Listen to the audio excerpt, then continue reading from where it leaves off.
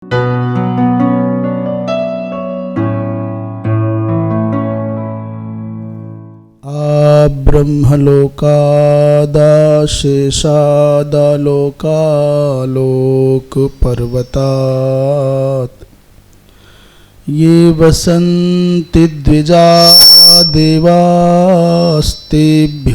नित्यं नमाम्यहम्। गोभ्यः श्रीमतीभ्यः सौरभेभ्य एव च नमो ब्रह्मसुताभ्यश्च पवित्राभ्यो नमो नमः। या विद्या शिवकेशवादिजननी या वै जगन्मोहिनी या पंच प्रणवद्विरेफनलिनी या चित्कलामालिनी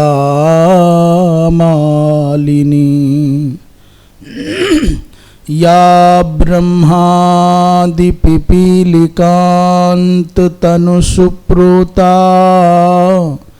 जगत्साक्षिणी सापायात् परदेवता भगवती श्रीराजराजेश्वरी। कृष्णाय वासुदेवाय हरये परमात्मने प्रणतक्लेशनाशाय गोविन्दाय नमो नमः।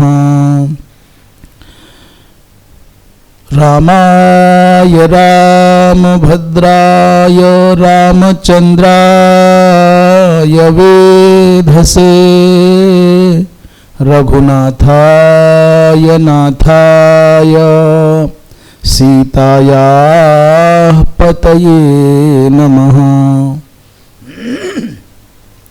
श्रीमन्नारायण नारायण नारायण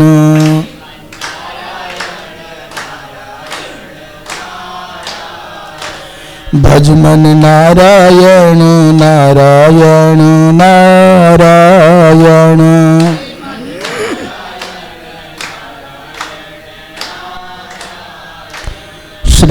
श्रीमन्नारायण नारायण नारायण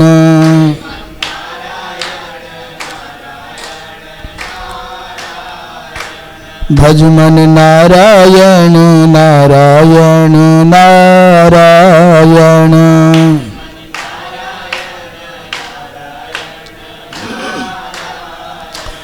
बोलो नारायण नारायण नारायण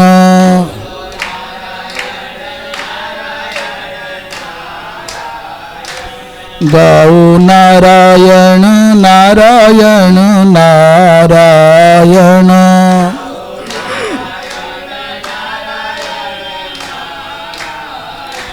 श्रीमन्नारायण नारायण नारायण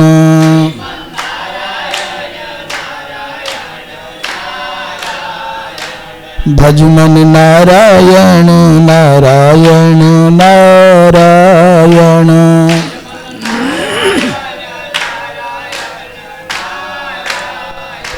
बोलिए वृंदावन बिहारी लाल की। धर्म की अधर्म का प्राणियों में विश्व का गो हत्या गौ माता की परम पूज्य धर्म सम्राट स्वामी श्री करपात्री जी महाराज की पूज्यपाद अनंत श्री समलंकृत स्वामी श्री जगत गुरु शंकराचार्य पूज्य श्री कृष्ण बोधाश्रम जी महाराज की पूज्यपाद अनंत श्री समलंकृत जगत गुरु शंकराचार्य पूज्य श्री स्वामी निरंजन देव तीर्थ जी महाराज की पूज्यपाद अनंत श्री समलंकृत जगत गुरु शंकराचार्य पूज्य श्री स्वामी माधवाश्रम जी महाराज की पूज्यपाद अनंत श्री समलंकृत पूज्य श्री परम भागवत स्वामी श्री विष्णु आश्रम जी महाराज की, पूज्यपाद अनंत श्री समलंकृत स्वामी श्री वेदांति जी महाराज की, पूज्यपाद वीरव्रती श्री प्रबल जी महाराज की, अपने अपने सद्गुरुदेव भगवान की, श्री वृंदावन विहारी लाल की, हर हर। समुपस्थित पूज्यपाद परम श्रद्धेय स्वामी श्री माधवाश्रम जी महाराज, हमारे आदरणीय श्री प्रणवानंद जी महाराज, श्री सत्यनारायण बाबा जी तथा हमारे परम स्नेही श्री तिवारी जी, आचार्य संतोष जी, हमारे सेठ बाबा जी, हमारे आचार्य श्री सागर जी, अन्य सभी विद्वज्जन संत महानुभाव और अभी अभी पधार रहे त्रिदंडी देव संस्थान के बाबा जी महाराज, आचार्य पवन कृष्ण जी और सेवा परायण आचार्य धनराज जी, अन्य सभी माताएं बहनें बंधु बांधव, आज का दिन जैसे और दिन है ठीक वैसा ही लगता है, परंतु आज भाद्रपद मास के शुक्ल पक्ष की प्रतिपदा, प्रतिपदा है ना आज। शास्त्रों के परम निष्णात विद्वान भगवती गौ माता की रक्षा के लिए जिन्होंने 72 दिन तक अनशन किया, अखंड अनशन किया, कितने दिन? 72 दिन। सुनने में भी आश्चर्य लगता है। सन 1966 के उस गोरक्षा आंदोलन में जिनकी बड़ी विशिष्ट भूमिका थी, गोवर्धन मठ के पुरी पीठ के शंकराचार्य ब्रह्मलीन पूज्यपाद अनंत श्री समलंकृत, समग्र सनातनीय वाङ्मय के निष्णात विद्वान पूज्यपाद धर्म सम्राट स्वामी श्री करपात्री जी महाराज के सिद्धांतों का पूर्णतया अनुगमन करने वाले और धुरंधर ऐसे पूज्य जगत गुरु जी महाराज का आज निर्वाण दिवस है, तो हम आप सभी मिलकर के पूज्य जगत गुरु जी महाराज के निर्वाण दिवस के पावन अवसर पर आप जहां हैं, जैसे भी हैं, एक बार हम चाहेंगे पूज्यपाद का श्री निरंजन देव तीर्थ जी महाराज के चित्र का दर्शन भी सबको हो जाए, किस रूप में होगा देखें। तो आप सब भी श्रद्धावनत होकर के प्रणाम करते हुए पूज्य जगत गुरु जी महाराज के चरणारविंद में कोटि कोटि वंदन करें, श्रद्धा सुमन अर्पित करें। बोलिए वृंदावन विहारी लाल की। ऐसे प्रखर विद्वान, ऐसे प्रखर वक्ता और ऐसे अद्भुत गौ रक्षा के लिए 72 दिन तक अनशन करने वाले और इतने सरल उनका कहना था कि मैं सनातन धर्म की सेवा के निमित्त चुना गया हूं। तो एक उस समय पोस्ट कार्ड कितने पैसे का आता था? बोले 15 पैसे का। कोई 15 पैसे के आता था ना उस समय, 15 पैसे का। कोई 15 पैसे के पोस्ट कार्ड पर जगन्नाथपुरी मठ के पते पर कोई अपना पत्र भेज दे तो सनातन धर्म के लिए रात्रि के 12 बजे मैं बिना किसी ननु नचे के वहां उपस्थित हो जाऊंगा। पूरे भारत में कहीं भी सनातन धर्म को आवश्यकता पड़े तो केवल एक पोस्ट कार्ड भेज दे। ऐसी पुरातन परंपरा, ऐसी सनातन परंपरा के दिव्यात्मा महात्मा पूज्यपाद अनंत श्री समलंकृत श्री जगत गुरु जी महाराज के चरणारविंद में हम कोटि कोटि श्रद्धा सुमन अर्पित करते हुए प्रणाम करें। कल प्रसंग चल रहा था सनातन धर्म में क्या नहीं करना चाहिए, और इस प्रकरण को लगभग हमने 40 पॉइंट, यहाँ 44 पॉइंट और 5-7 और।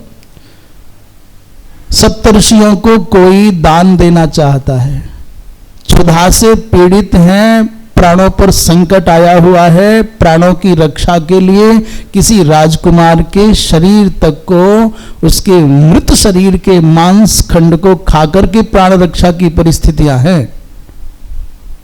इसका तात्पर्य ये अर्थ नहीं लगाना कभी कोई नकारात्मक वृत्ति से कोई सोचने लग जाए कि भैया ये तो चलता था, खाते थे, खाया जा सकता है। कहना क्या चाहते हैं उसको समझना चाहिए, उद्देश्य स्पष्ट करना क्या है। किसी विषय का, किसी भी प्रकरण का जो उत्थापन किया जाता है, प्रस्तुति की जाती है, उसका उद्देश्य क्या है समझ। यहां मांस भक्षण उद्देश्य नहीं है, यहां भीषणतम विकरालतम परिस्थितियों की प्रस्तुति करके ये सिद्ध करना है कि चाहे कंठ में प्राण आ जाएं, परंतु राजा का दिया हुआ अन्न नहीं लेना चाहिए।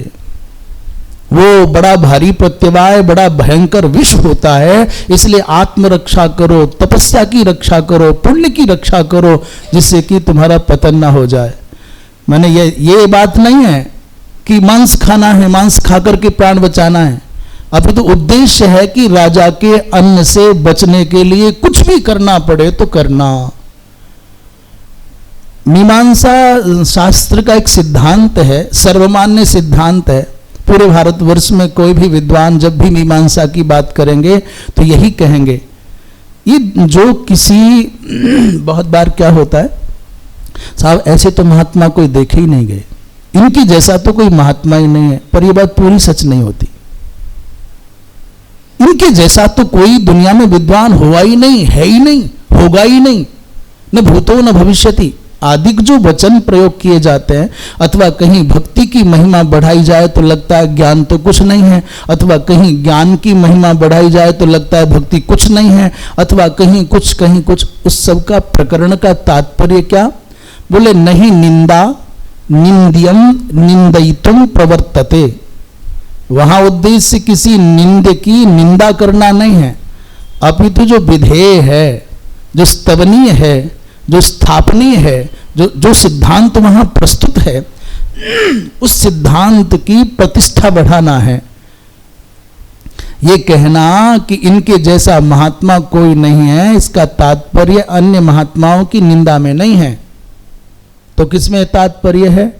जिन महापुरुष के लिए कह रहे हैं उनकी महिमा बढ़ाने में तात्पर्य है, किसी की निंदा करने में नहीं है।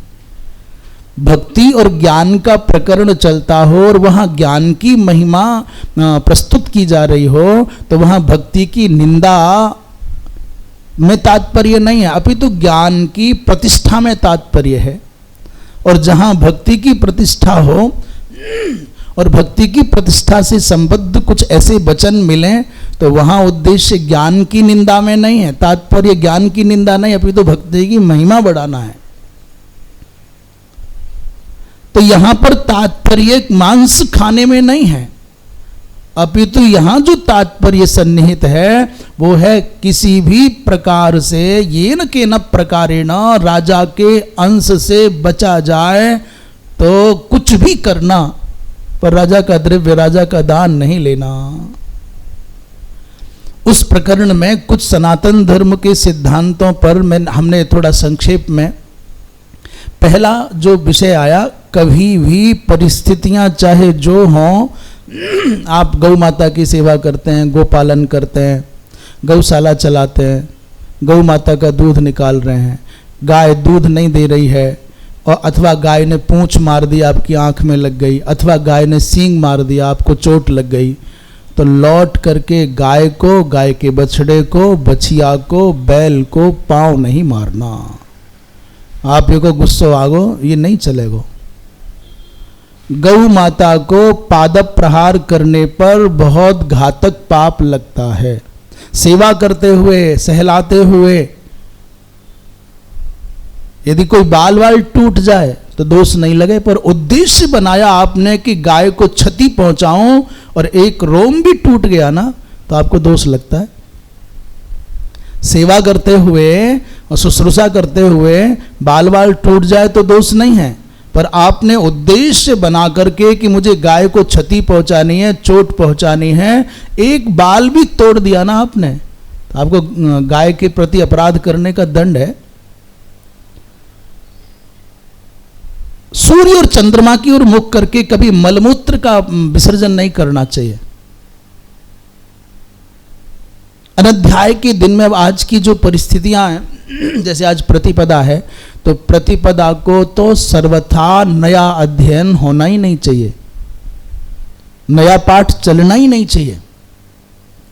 फिर कोई कहेगा कि साहब आप कहते हो स्वाध्याय सत्र है, सत्संग सत्र है, प्रवचन सत्र है, प्रतिपदा को क्यों चल रहा है? यह है प्रवचन भाव, यह अध्यापन की प्रक्रिया नहीं है।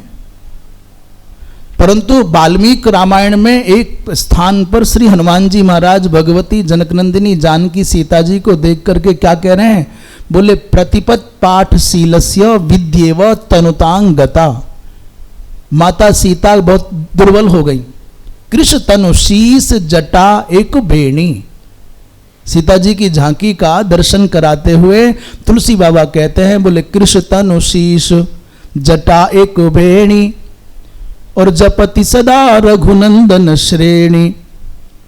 भगवान राम के नामों का निरंतर जप कर रही हैं और शरीर कृश हो गया है, सिर की एक बेणी बन गई है। तो वाल्मीकि रामायणकार क्या कह रहे हैं? बोले प्रतिपद पाठशीलस्य, प्रतिपदा को पाठ पढ़ने वाले विद्यार्थी की, विद्वान की विद्या जैसे सनई सनई क्षीण हो जाती है, कृश हो जाती है, नष्ट होने लग जाती है, ठीक वैसे ही सीता जी धीरे धीरे प्रतिपद पाठशीलस्य विद्या एव तनुतांगता, सीता जी दुर्बल हो रही है। प्रतिपद पाठ विनाशिनी कहा जाता। जब हम पढ़ते तो कहते भाई पढ़वा को छुट्टी क्यों? संस्कृत विद्यालयों में प्रतिपदा को छुट्टी इसलिए क्योंकि प्रतिपद पाठ विनाशिनी, प्रतिपदा विद्या का विनाश करने वाली है। अष्टमी क्यों होती है भैया? अच्छा, ऐसा अष्टमी को भी कोई दोष है, फिर त्रयोदशी और चतुर्दशी को भी कोई दोष है। किसी में गुरु हनन का दोष है, किसी में शिष्य हनन का दोष है। शिष्य हंत्री चतुर्दशी, अष्टमी गुरु हंत्री च शिष्य हंत्री चतुर्दशी, और चौथा पाद है प्रतिपद पाठ विनाशिनी। तीसरा क्या? अच्छा, अमावस्या उभयोर हंत्री, कि चतुर्दशी उभयोर हंत्री, जो भी हो। अस्तु ये नहीं पढ़ना चाहिए। कुत्ता का संग नहीं करना चाहिए, किसी भी प्रकार से कुत्ता का संग ना करे, वो घर में रखना, कुत्ता के संग ना रहे। सन्यासी हो गए हैं तो फिर लौट करके संसार के विषयों के आकर्षण पास में ना बंधे। जैसे अपने थूक को दोबारा देखना, अपने नाक से निकले हुए मल को दोबारा देखने का कोई औचित्य नहीं रहता, जैसे अपने मल और मूत्र को त्यागने के बाद देखने की कोई भावना मन में नहीं होनी चाहिए, नहीं होती, ठीक वैसे ही जो छोड़ दिया ना पीछे, यदि आपके चित्त में संन्यस्त भाव है कि मैंने संन्यास लिया है, तो फिर जन्मभूमि की ओर भी देखना, जन्मभूमि के संबंधियों की चर्चा भी करना, और जो अतीत में बीता है कि मैं डॉक्टर था, कि मैं मास्टर था, कि मैं जमींदार था, कि राजा था, वो भी नहीं करना। जो संबंध, जो स्वभाव, जो स्वरूप छोड़ दिया, मलमूत्र की भांति त्याग करके फिर लौट के ना देखे। जैसे कोई सब आ जाते हैं, ऐसे ही कोई मिलने आ जाए और वो परिवार से भी संबद्ध हो, तो बहुत ज़्यादा घुस कर के रस ना ले कि नई नई कौन कौन क्या क्या हो गया, क्या क्या कर रहे हैं, ये भी झंझट ना पाले। और आ गए वो भी आ जाए, और दर्शन कर गए वो भी दर्शन कर जाए, और यदि तुम पर संभव है तो वो प्रसाद पा गए तो तुम भी प्रसाद पा जाओ और जाओ अपने रास्ते पर ये नहीं होना चाहिए कि अमुक रिश्तेदार आ गए तो आज रबड़ी बनाओ, आज पूड़ी बनाओ, वो आ गए हैं ये करो, ये नहीं करना चाहिए। और सच्ची बात तो ये है कि परिवार के जनों को भी महात्मा बने हुए स्वजन के यहाँ आकर के न रहना चाहिए और न रह करके खाना चाहिए और न खाने के लिए आना चाहिए। आओ, दर्शन देने आओ, दर्शन करने आओ, और जो तुम पर बन सकता है श्रद्धा सुमन वो अर्पित कर जाओ और अपने रास्ते जाओ। तात्पर्य तो ये है, लौट करके पीछे नहीं जावे। शरणागत के त्याग को बड़ा निंदित माना है, शरण में आए हुए को बध करने पर बड़ा पाप माना है। जो आ गया भाई मैं तुम्हारी शरण में हूं उसको उस पर प्रहार नहीं होना चाहिए। कन्या का विक्रय करने पर, गऊ का विक्रय करने पर बहुत पाप लगता है, इसलिए कभी भी सनातनी को अपनी पुत्री का व्यापारीकरण नहीं करना चाहिए, विक्रय नहीं करना चाहिए। किसान के धन का हरण नहीं करना चाहिए, उसके प्रति श्रद्धा संसिक्त होकर के जितना बन सकता है। देखो, आप कैंपा कोला खरीदने जाते हो ना, उस बोतल पर जितना पैसा लिखा होता है दुकानदार जितना बता देता है, श्रद्धा से सर झुकाते हो और चुपचाप ले लेते हो। ये नहीं कहते 2 रुपया कम कर दे। पर नारियल खरीदने जाते हो ना, वो कहते 30 रुपये का, कह रहे 25 लगा ले, 20 लगा ले। आप अपने 5 सितारा होटल में चाय पीने जाते हो, बिल्कुल आपको संकोच नहीं लगता है, सैकड़ों रुपए आप केवल टिप्स दे करके आ जाते हो और 10 रुपए की चाय को 500 रुपए में पी करके आते हो। वही व्यक्ति को सब्जी मंडी में सब्जी खरीदने भेज दिया जाए तो 20 रुपया किलो की सब्जी को 15 रुपए जब तक ना करा ले तब तक उसका ज्ञान, विज्ञान, विद्या, चतुराई महाराज प्रभावी नहीं लगती। कभी कभी माताएं चली जाती हैं जो हजारों रुपए व्यर्थ में बर्बाद कर देती हैं ब्यूटी पार्लर में जाकर के, वो एक गरीब किसान से सब्जी खरीदते में पूरे प्राण दे दे, 2 रुपया कम कर। इन गरीब जो किसान हैं, जो सब्जी आदि का विक्रय करते हैं, इनका पैसा तुमने 2 रुपया कम भी कर दिया तो कहां जाओगे? नहीं, कभी झमेला नहीं करना चाहिए। चोरी नहीं करना, झूठी गवाही तो स्वप्न में भी नहीं देना चाहिए। ये प्रकरण आया है 2 बार महाभारत में। एक बार विदुर जी महाराज ने झूठी गवाही के प्रकरण में बड़ा व्याख्यान दिया है, और पहली बार आया है शकुंतला के प्रकरण में, जो सभा में बैठ करके सत्य को सत्य नहीं कह सकते, जो झूठी गवाही देते हैं उनके बड़े भारी पुण्य नाश हो जाते हैं। झूठी गवाही किसी भी परिस्थिति में कहीं भी कभी भी नहीं देना, घर हो या परिवार हो। ये गवाही का मतलब केवल हाई कोर्ट, सुप्रीम कोर्ट और न्यायालय नहीं है, ये पुलिसबाजी नहीं। अपने भी घरों में, विद्यालयों में, परिवारों में, छोटी छोटी संस्थाओं में बता रहे तुमने किया है तो वहां तुम्हारे ऊपर सनातन धर्म टिका है। तुम्हारा मित्र, तुम्हारा भाई, तुम्हारी बहन, तुम्हारा पति, तुम्हारा पिता और तुम्हारा मित्र, ये अलग बात है। वहां यदि कोई कहता है सच बताते नहीं क्या देखा है, तो तुम वहां कोई संबंधी और स्वजन नहीं, तुम सनातन धर्म के प्रहरी हो। तुम्हारे चित्त में शास्त्र की प्रतिष्ठा होगी तो तुम झूठ नहीं बोल पाओ, क्योंकि झूठी गवाही देने का मात्र अर्थ गीता पर हाथ धर के ही नहीं है, वो विटनेस बॉक्स में खड़े होकर के प्रतिज्ञा वाला विषय नहीं। ये रोज तुम्हारे जीवन में हर पल घटता है, और आपने अपनी साक्षिता को मिथ्या करके यदि पाप किया तो फिर बचाने कोई दुनिया में दूसरा नहीं आएगा, हमको ही भोगना पड़ेगा। इसलिए सनातन धर्म के गहरे मर्म को अपने आचरण में उतारना होगा। झूठी गवाही नहीं देना। कोई व्यक्ति आप पर भरोसा कर गया, अपनी वस्तु, उसे कहते हैं संस्कृत में तो न्यास कहते हैं रखने को, दुखम न्यासस्य रक्षणम, और थोड़े हल्के शब्दों में धरोहर, संस्कृत में धरोहर भी हो गया। और तीसरा क्या कहते हैं, काय पे रखी जावे वस्तु है अमानत, हाँ उर्दू में अमानत कहते हैं, और गिरवी रखना, गिरवी रखना, अमानत रखना, और धरोहर, न्यास, एक और रेहन क्या बोलते हैं? रहन। भैया ये वस्तु है, सोना, ये चांदी, ये गाय, ये भूमि के कागज, ये धर लो और तुम हड़प जाओ। भैया हमारी मोटरसाइकिल है, ये बाइक है, स्कूटी है, ये हमारी कार है, ये हमारी ये वस्तु है, इसे रख लो, हम आएंगे ले लेंगे। और आए तो क्या, तो सब वो तो गई, खत्म है गई। सोना है भैया, हमारे अलंकार है और हम रखा नहीं पा रहे, आप रख लीजिए। आप पर भरोसा किया और आप उसे खा गए तो बड़ा भारी पाप लगता है। मांसाहार, दिन में मैथुन, बिना विचारे बोलना, पता ही नहीं आप क्यों बोल रहे हो, क्या बोल रहे हो, किसको बोल रहे हो, कब बोल रहे हो, ये भी महान पाप की कोटि में आता है।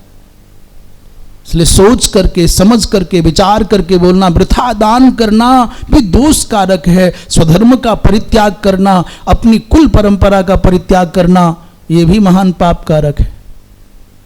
परंपरा से चले आ रहे हैं पंचदेवोपासना में आपके पूर्वज, और आप प्रभावी हो गए तो नए नए पंथ और नए नए तथा कथित जो खड़े हो गए हैं उनमें जाकर के आप सम्मिलित हो गए और लगे यज्ञ की निंदा करने, देव पूजा की निंदा करने, मंदिर की निंदा करने, तीर्थों की निंदा करने, आचार्यों की, वेदों की निंदा करने, तो फिर आपको घोर पाप लगेगा।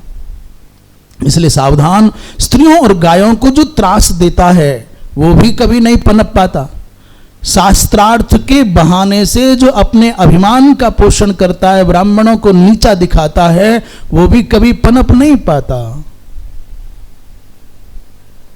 जो व्यक्ति बुझी हुई आग माने भस्म में हवन करता है, जो व्यक्ति गुरु से ऊंचे आसन पर बैठना चाहता है, आंखों से पता चल जाता है किसका चित्त विकृत हो रहा है। लंबलेट करने वाले की वृत्तियों में भी विकार होता है। हमारी आचार्य परंपरा में दंडवत का बहुत विधान है, पर वहां भी विकार आता है। जब आपको देख करके कोई कुर्सी से उठना ना चाहे तो समझ लेना अंदर से गड़बड़ी शुरू हो गई। जब आपके सामने कोई ऊंचे बैठने की भावनाएं मन में पाल ले और बड़ा असकसा करके, अलसा करके, बड़ी मुश्किल महसूस करे, अरे कहाँ थे आगे उठना पड़ेगा, समझ लेना मन में विकार शुरू हो गया। श्रद्धा का दीपक बुझा, अरे तो अश्रद्धा का अंधेरा आ गया।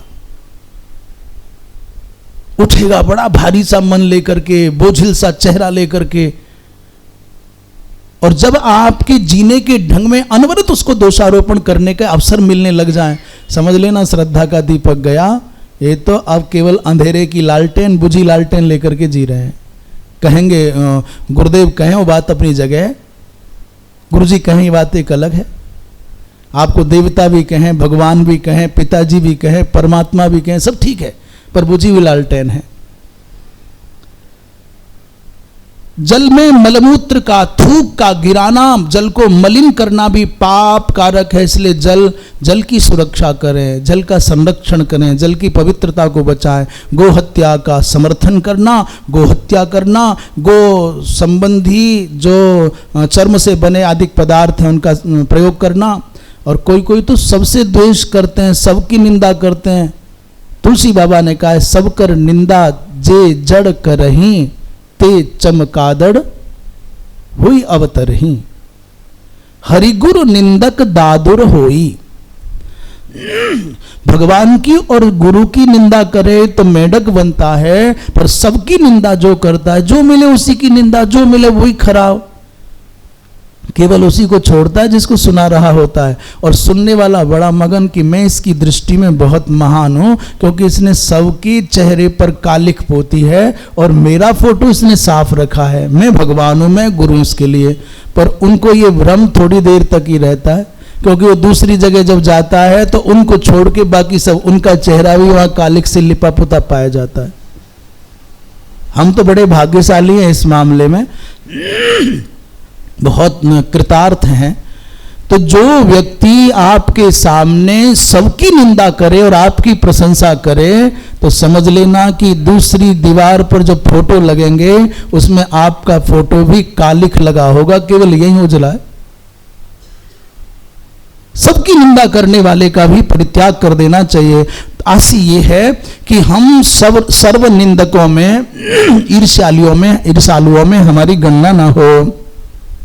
अग्नि और वेद का परित्याग नहीं करना चाहिए, अगम्या का गमन नहीं करना चाहिए। माता पिता गुरु की सेवा जो नहीं करते हैं, ये महानतम पाप है। फिर चाहे कितनी माला जपो और कितने यज्ञ करो और चाहे कितनी कथा सुनो और करो, आपने माता पिता और गुरुजनों की सेवा नहीं की तो फिर आपके जीवन में आपके द्वारा किया गया जो पुण्य है वो ऐसा ही है जैसे बिना पता लिखे नित्य पत्र भेज रहे हो आप किसी के यहाँ। और गुस्सा कर रहे हो, मैं रोज पत्र लिखता हूं उत्तर नहीं आता है, मैं नित्य हवन कर रहे हैं, कहां कर रहे हैं? बोले राख में, स्वाहा स्वाहा स्वाहा। और लो आज तक कभी कोई फल ही नहीं मिला।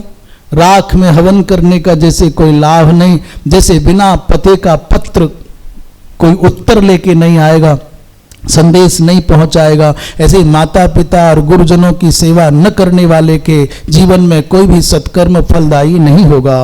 वेद की निंदा नहीं करे, धन का अभिमान ना करे, विप्र को हल चलाना नहीं चाहिए। वर्तमान काल की कलयुगीन व्यवस्थाओं में ब्राह्मणों को हल चलाना पड़ रहा है, परंतु शाश्वत शास्त्रों का संदेश है कि ब्राह्मण को हल स्पर्श नहीं करना। वर्षाकालीन यात्रा का भी निषेध है, अयाज्य का, अयोग्य का, अपात्र का यजन करना भी निषिद्ध है। और माता अरुंधति ने जो प्रतिज्ञा की थी उसमें एक वचन है, पति की अवज्ञा माताओं को कभी नहीं करनी चाहिए। बात समझ में नहीं आती हो, यदि कोई विषय पर असहमति बन रही हो तो झगड़ा ना करें।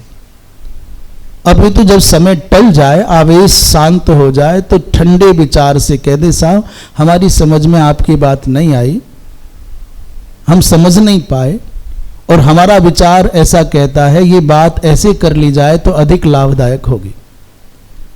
परंतु लड़ ना जाए, सीधे आक्रमण ना करे।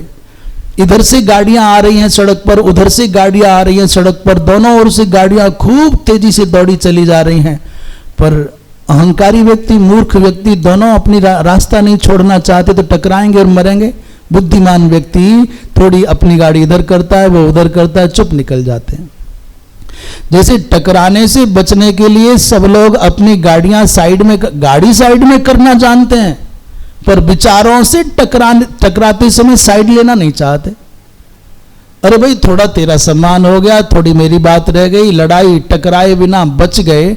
व्यक्ति को जैसे सड़क पर चलते समय गाड़ियों की टक्कर से बचने के लिए थोड़ा साइड लेना उचित है, वैसे ही जब भी कभी टकराहट दिखाई दे, विचारों की, विवाद के अवसर आए, तो बुद्धिमानी से थोड़ी थोड़ी साइड लेकर के निकल जाओ, समय टल जाएगा, विवाद बच जाएगा। माताओं को अपने पति की बात समझ में ना आवे, असहमति बने तो विवाद न करे, संघर्ष ना करे, समय को टाल करके अपनी भावना व्यक्त कर दे। आप जो कहते हो ठीक हो सकता है, पर मेरे मन में ये विचार बनता है। अब आप मानो या मत मानो, आपकी मर्जी, पर मेरा विचार ये कहता है, आगे आपकी मर्जी, जो ठीक लगे। ऐसा कह करके आपका मन हल्का हो गया, आपने अपनी बात कह दी और सामने वाले के ऊपर आपने दबाव भी नहीं डाला कि मानो या मत मानो, माने तो ठीक, ना माने तो ठीक।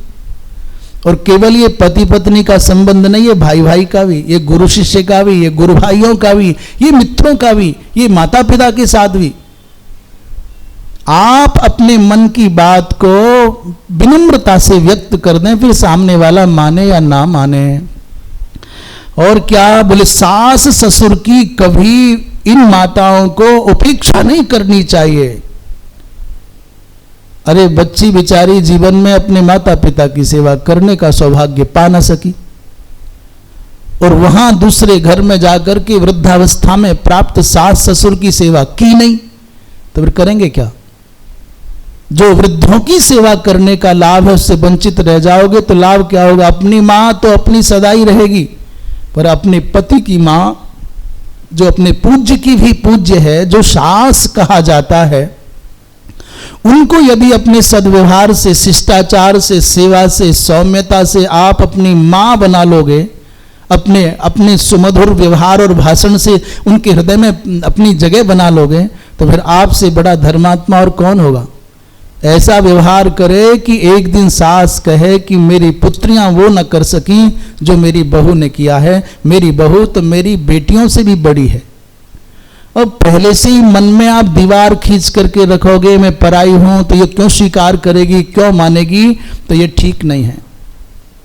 इसलिए माताओं को अपने पति की अवज्ञा नहीं करना चाहिए, सास ससुर की उपेक्षा नहीं करना चाहिए। तीसरी बात माता अरुंधति कहती है, ये सबके लिए है, अकेले में छुप करके कोई भी मिष्ठान्न नहीं खाना चाहिए, दे करके खाओ, खिला करके खाओ। रात्रि में सत्तू भक्षण नहीं करना चाहिए और स्वयं अपने लिए नहीं पकाना चाहिए। प्रकरण अनेक बार आ गया है। असत्य भाषण नहीं करना चाहिए और देवताओं की निंदा नहीं करना चाहिए। अच्छा, ऐसी कथा एक जहां से कल कथा विराम लिया था। कहते हैं एक दिन बड़े दिव्याति दिव्य ऋषि, महर्षि, राजर्षि, ब्रह्मर्षि तीर्थ यात्रा पर चले और उनका नेतृत्व इंद्र कर रहे हैं। देवराज इंद्र के नेतृत्व में अनेकों दिव्यर्षि, देवर्षि, राजर्षि, ब्रह्मर्षि तीर्थ यात्रा पर निकले और तीर्थ यात्रा करते उनमें नारद जी भी हैं, शिवी हैं, पुरु हैं, शुक्राचार्य जी महाराज, वशिष्ठ, भृगु और अगस्त्य जी भी हैं। एक ऐसे ब्रह्मसर तीर्थ पर चल करके सब आए, सबने स्नान आदि किया और कहा भाई आज सब अपने अपने आहार की व्यवस्था स्वतंत्रतया, सब लोग स्वतंत्र ही करते थे। वो भंडारे नहीं चलते थे कि ले चलो भंडारी। हम अब धीरे धीरे परिवर्तन देख रहे हैं। सामूहिक भोजन तो प्रायः ब्राह्मण करते ही न थे। हमने बाल्यकाल में देखा प्रायः सामूहिक भोजन करने से जो तपस्वी ब्राह्मण होते थे बचते थे, स्वयं पाकी होते। यज्ञों में भी आते तो उनका अपना, अभी झंझट आजकल यदि ऐसे कर लो तो हर व्यक्ति को अलग से सिलेंडर लाओ, चूल्हा लाओ, रसोई बना के दो। और उस जमाने में लोग क्या करते, 2 ईंट धरी, 4 लकड़ी बीन लाए, आटा दाल आपसे लिया, कोई लड़ाई नहीं झगड़ा नहीं, अपना बनाया खाया, झंझट खत्म हो गया। पर अब तो बहुत मुश्किल हो जाएगा। अब यदि तुम्हारे यहां 10 लोग आ गए और स्वयं पाकी हो गए तो समय के अनुसार झंझट भी बढ़े। ईंधन की चिंता नहीं थी पहले, कोई साधन की आवश्यकता नहीं थी पहले, जल के लिए कहीं बवाल नहीं करना था, तो पहले निभ जाता था। कुएं से पानी लेने वाले थे। जो कैंपर का पानी पियर के मैं सनातनी हूं तो प्रणाम ना करे दूर से। मैंने हम ये बात कोई कटाक्ष नहीं कर रहे, परिस्थितियां ऐसी हैं, जाए तो जाए कहां। आज कोई कुआं का जल ही पीऊंगा, ये व्रत ले भी ले तो कुआं है कहां। हमने पूरे जीवन पूज्य बाबा गुरुजी को, श्री श्याम बाबा गुरुजी को कभी नल पर नहाते नहीं देखा। वो हाथ साफ करके शौच के बाद का स्नान भी वो कुआं के जल से करते, फिर स्नान करके गंगा नहाने जाते। सर्दी गर्मी बरसात जीवन पर्यंत हमने जब तक गुरुजी को समीप से देखा तो वो कुआं के जल का प्रयोग करते, सामान्य स्नान में भी, और स्नान करने के बाद फिर गंगा स्नान करने जाते। तो ये जो परिस्थितियां हैं, ये समय के साथ में कठिनाई तो आई है। सब लोग अपने अपने कमल नाल चुन रहे थे। अगस्त्य जी महाराज ने कमल नाल चुने और रख दिए, वो इंद्र ने चुरा लिए। जब अगस्त्य जी महाराज ने आके देखा मेरे कमल नाल चले गए तो उन्होंने कहा भाई पुष्करम दियताम में मेरे पुष्कर दो कहां है। और कहा भाई अब ये धरती रहने योग्य नहीं रह गई। ये लाखों वर्ष पूर्व एक ऋषि ने अपने कमल चोरी हो जाने पर यह घोषणा की अब ये धरती रहने योग्य नहीं रह गई। जब धन के लोभ से या धर्म प्रचार के बहाने से गांव के बीच में वैदिक विद्वान वेद पाठ करने लग जाएं, ये भी दृश्य हमने देखा कि यज्ञ हो रहा है तो वैदिक मंत्रों से यज्ञ है इसलिए माइक बंद कर दो, दुर्गा पाठ होगा तो माइक चलेगा। ये भी एक जगह दृश्य हमने बाल्यकाल में देखा। बोले गांव के बीच में वेद पाठ करके अनुपनीतों को, अनधिकारियों को वेद सुनाने जब लग जाएं, और दूसरा बोले राजा को धर्म के व्यापार की वृत्ति मन में आ जाए कि धार्मिक क्षेत्र से धनार्जन करना है, वो तीर्थों को पर्यटन बनाने के भाव योजनाएं बना करके ले आने लग जाए, तो उससे पहले ही हमको ये धरती छोड़ करके सुरपुर चले जाना चाहिए। परलोक चले जाए, मर जाए तो अच्छा है। अगस्त्य जी महाराज कह रहे हैं अधर्म प्राप्नुयात् प्रागेव सुरपुरम व्रजानि, सुरपुर चले जाएं, अर्थात पुरा माने पूर्व ही, अधर्मो नेह यावत वर्तते, जब तक यहां अधर्म नहीं फैलता तावत स्वर्ग लोकम गच्छामः, तब तक स्वर्ग चले जाए तो अच्छा है। इस प्रकार के अनेक राजा व्यवहारेण धर्मान पश्यति अहम ततः प्राक एवं स्वर्गम ब्रजामि, व्यापार के द्वारा धर्म के क्षेत्र को देखने लग जाए, व्यापार की दृष्टि से धर्म विचार करने लग जाए, उससे पहले मर जाए ना। ये बात अगस्त्य जी महाराज ने बहुत पहले कही। ये तो राजा के लिए कहा कि राजा ऐसा सोचने लग जाए कि धर्म क्षेत्र से धन आ जाए, धर्म क्षेत्र को पर्यटन स्थल बना दें, और सोचो कि जब ये साधु ही करने लग जाए, आश्रम ऐसी जगह बनाओ जहां दुकान ठीक चल जाए, कोई ऐसी योजना बनाओ जिससे आय के साधन बढ़िया है जाए, चलो भाई कथाओं के माध्यम से धनार्जन करो, चलो भाई यज्ञ के माध्यम से धनार्जन करो, तो कोई शास्त्र के रहस्य को न जानने वाला लोभ के वशीभूत होकर के ऐसा करे अज्ञानी, तो मुझे लगता है कि उसके अपराध को कम करके जाना और माना जा सकता है। पर जो शास्त्र का दंभ भरे, जो शास्त्रज्ञ होने का अहंकार पाले और संसार को ये दंभ दिखाए कि हम शास्त्र के अनुसार जीते हैं, और वो यज्ञ के माध्यम से धनार्जन करे, वो कथा के माध्यम से धनार्जन करना चाहे, और वो धार्मिक आयोजन के माध्यम से अधिक लाभ लेने की वृत्ति पाले, उसका क्या होगा? अनजाने में किए गए पाप का कोई ना कोई दंड होगा। पर हमको लगता है जान करके सब समझते हुए यदि कोई अपराध करता है, पाप करता है, तो उसको न यहां क्षमा मिलेगा न वहां क्षमा मिलेगा। इसलिए धर्म क्षेत्र में कोई जीता है तो उसको धन को प्रमुखता देते हुए नहीं जीना चाहिए। धर्म के सिद्धांत बाधित हों, ऐसा धन किस काम का है? हाँ, धन आवश्यक है, आता है, आएगा, तुम्हारे हिस्से का कोई रोक नहीं सकता। अर्थात आपकी प्राथमिकता में धर्म के सिद्धांतों का पालन हो, धन तो पीछे आएगा। आपकी प्राथमिकता में धन हो गया तो धर्म को क्षति पहुंच जाएगी। धन प्रमुख होगा तो फिर धर्म को क्षति पहुंचे तो भी आपको दर्द नहीं होगा। आपकी प्राथमिकता में धन होगा, आपकी प्राथमिकता में संपत्ति होगी, तो धर्म के सिद्धांत मरे तो मरे, आपको दर्द नहीं होगा। पर आपकी दृष्टि में धर्म को प्रमुखता हुई, प्रायोरिटी में धर्म हुआ, तो धन आए या ना आए आपको कोई फर्क नहीं पड़ेगा। इसलिए दो विचारधाराओं के आधार पर मनुष्य का विवेचन किया जा सकता है, वो धर्म को क्षति पहुंचाता है कि नहीं पहुंचने देता। यदि धर्म को क्षति पहुंचा करके भी धन कमाने की वृत्ति है तो फिर हमारा ना यहाँ कोई त्राण करता है ना वहाँ कोई त्राण करता है। और धर्म की रक्षा करते हुए चाहे जिस परिस्थिति का सामना करना पड़े और आप अविचल रहते हैं तो फिर कोई बात नहीं, यहाँ भी आनंद और वहाँ भी आनंद। वृंदावन बिहारी लाल की। जब ये कहा भैया तो इस बात को सुनकर के सभी राजा, सभी धर्मात्मा ऋषि कांप गए। एक ने कहा भाई स्वाध्यायहीनत्व और सर्वभिक्षावृत्तित्व, यदि हमने कमल, ये सबसे पहली बात कही वशिष्ठ जी, भृगु जी महाराज ने, भैया जिसने तुम्हारे कमल चुराए हों वो व्यक्ति स्वाध्याय का परित्याग करने का दोषी हो जाए। उस व्यक्ति को पात्रापात्र देखे बिना घर घर से भीख मांगने पर जो दोष लग जाए वो लग जाए।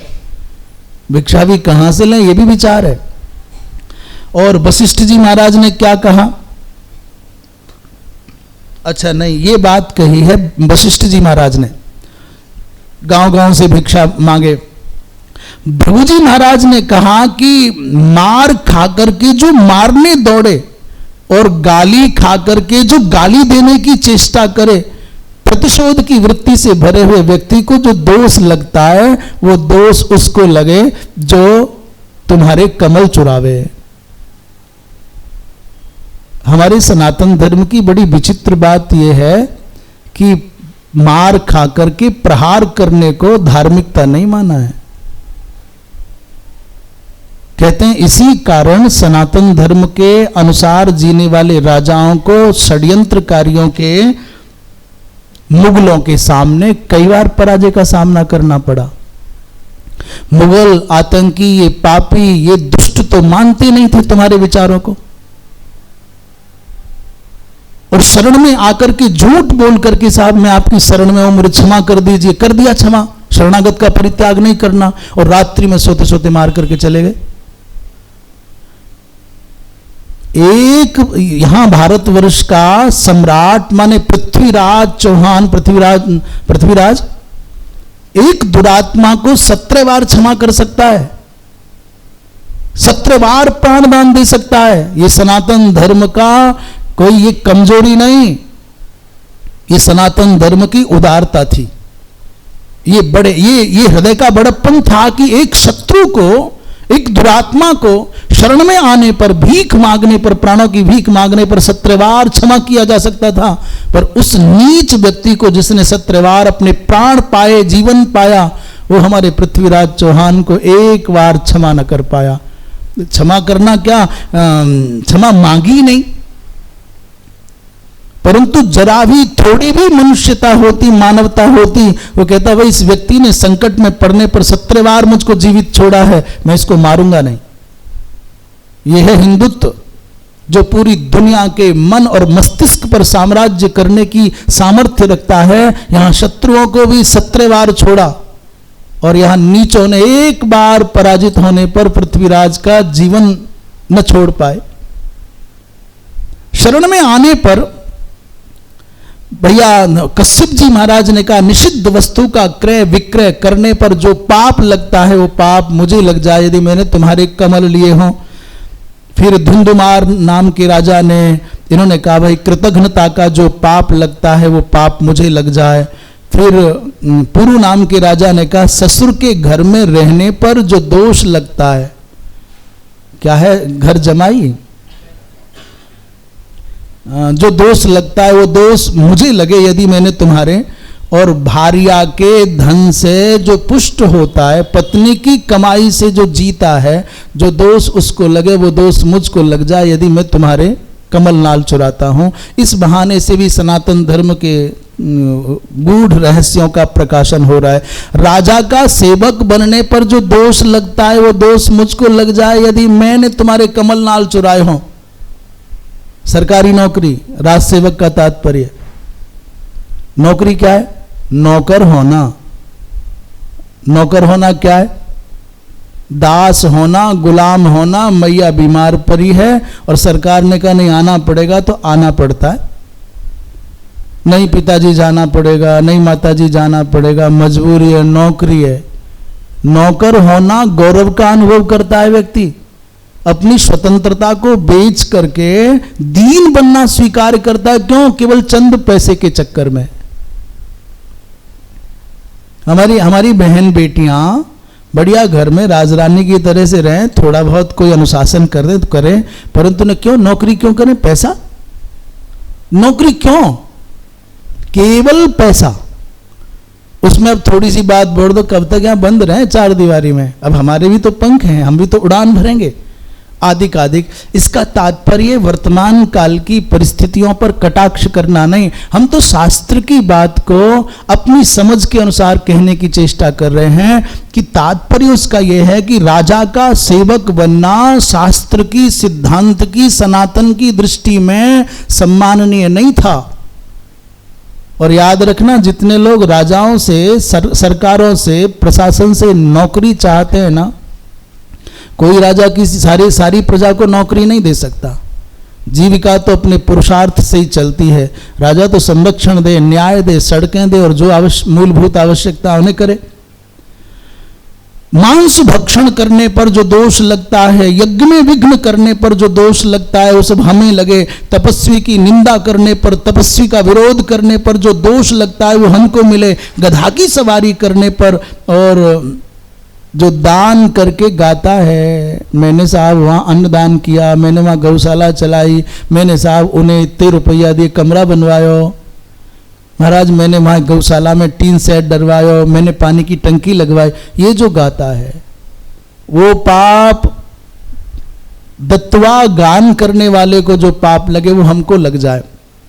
इन सब बातों को दत्त्वा दानम कीर्तयतु, ये कहने का तात्पर्य है, हम ये नहीं सुना रहे उन्होंने क्या कहा, मात्र इतना नहीं कर रहे कि उन्होंने क्या कहा है। हम ये कहना चाहते हैं, कदाचित हमारे जीवन में ये वृत्ति हो कि देकर के गाए बिना रहा न जाता हो, अपनी इस वृत्ति का परिमार्जन कर ले, क्योंकि इससे पुण्य हानि हो जाती है। इन इंद्र ने कहा भगवान ये कमलनाल मैंने छिपाए हैं, चुराए नहीं, मात्र सनातन धर्म के नियमों को सुनने की इच्छा से, क्या क्या करना चाहिए क्या क्या नहीं करना चाहिए सुनने की लालसा थी, तो कमलनाल मैंने छुपाए हैं, चुराए नहीं, उठा करके दे दिए। वृंदावन बिहारी लाल की। युधिष्ठिर जी महाराज ने पूछा भगवान पितामह ये क्षत्रु तथा पादुका के दान की परंपरा क्यों चली? ये चप्पल जूता खड़ाऊं दान करते हैं, छाता दान करते हैं, विशेषकर वैशाख आदिक में, तो क्यों पड़ी है? भीष्म कहते हैं हे वत्स, हे राजन, भृगुनंदन जमदग्नि जी महाराज ये धनुर्विद्या के बड़े परमाचार्य, बड़े विलक्षण, इनको धनुष विद्या में धनुर्वेद के मूर्ति मंत्र रूप है। तो दिन भर साधना से अवकाश मिलता, अपने धनुष बाण लेते और अपनी श्रीमती मैया रेणुका से कहते चलो अभ्यास करें, तो बेचारी मैया चल पड़ती। सर्दी गर्मी बरसात तो अपना निशान कहीं गाड़ देते और बैठे बैठे धनुष पर बाण चढ़ाते, कभी आंख बंद करके, कभी एक आंख से, कभी कैसे भी, और हर बार तीर अपने निशाने पर लगता। नित्य अभ्यास करते। फिर मैया से कहते अब देखो तीर खत्म हो गए, स्टॉक खत्म हो गया, उठा लाओ समय। बेचारी मैया जाती और बाण इकट्ठी करके ले आती, फिर महाराज के पास रखती, फिर महाराज लगे रहते दिन भर ऐसे। एक बार गर्मी के दिनों में, सर्दी के दिनों में तो कठिनाई कम होती थी, तो दौड़ के जाती मैया ले आती। एक बार गर्मी के दिनों में मैया गई तो पसीने में नहा गई, थक गई, पांव जल रहे हैं धूप में, बड़ी दुखी हो गई और इन पर इंतजार प्रतीक्षा नहीं हो रही। ये बार बार कहते जल्दी आओ जल्दी आओ। देर से आई, पसीने में नहाई, चेहरा तमतमाया हुआ। इन्होंने फिर उलाना दिया, क्या देर कर दी, कहां थी? उन्होंने कहा महाराज थोड़ा देखो तो सही, इतनी गर्मी है, पांव जल रहे हैं, सूरज तप रहा है, मेरा चेहरा लाल हो गया है। तान क्षिप्तान रेणुका सर्वांस तस्येषून दीप्त तेजसः आनीय सा ददा तस्मै प्रादात असकृत अच्युत। असकृत माने बारंबार, अनेक बार, सकृत माने एक बार और असकृत माने अनेक बार। उनके पैर और सिर तपने लगे, पसीने में नहा गई। शरीर निपातयिष्यामि, तो उन्होंने कहा जब उलाहना दिया, अरे जल्दी क्यों नहीं आती हो? उन्होंने कहा आपको पता है यहां बैठे बैठे बाण छोड़ रहे हो, हमसे पूछो ना क्या बीत रही है, ये सूरज तप रहा है। उन्होंने कहा अच्छा। तुरंत अपने धनुष पर बाण चढ़ा करके बोले सूरज को गिरा दूंगा। अपनी पत्नी के लिए धरती पर कोई ऐसा कर सकता है क्या? लोग कहते प्रेम नहीं करते।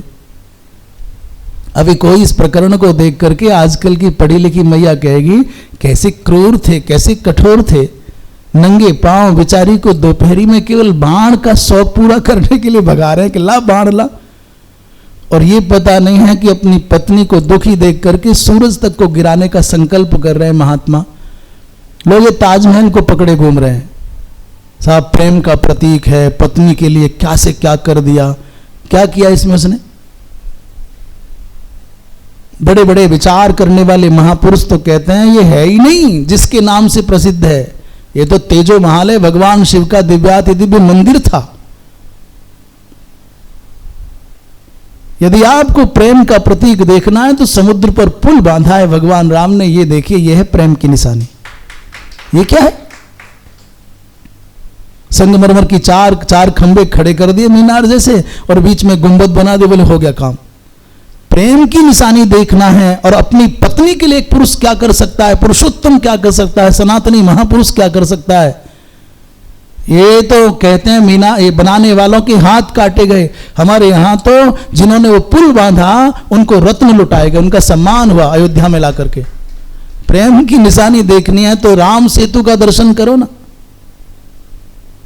यदि अपनी पत्नी के लिए क्या कर सकता है कोई व्यक्ति ये जानना है तो जमदग्नि जी महाराज ने धनुष पर बाण चढ़ाया और शरीर माने बाणैर निपातयिष्यामि सूर्यम अस्त्राग्नि तेजसा, अपने अस्त्र की अग्नि से उस सूर्य को गिराता हूं।